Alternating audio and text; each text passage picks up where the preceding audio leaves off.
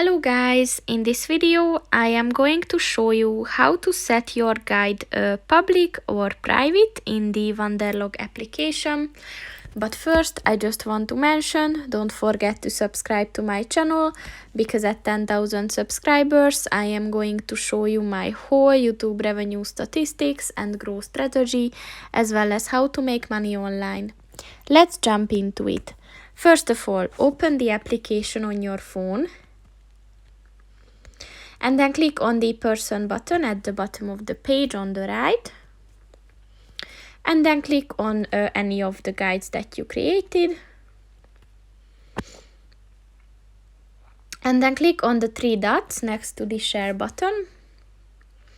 And then click on the privacy settings button.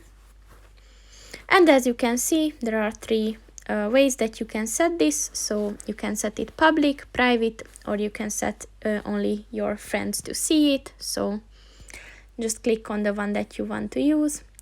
And that's pretty much it for this video, guys. See you in the next one. Goodbye.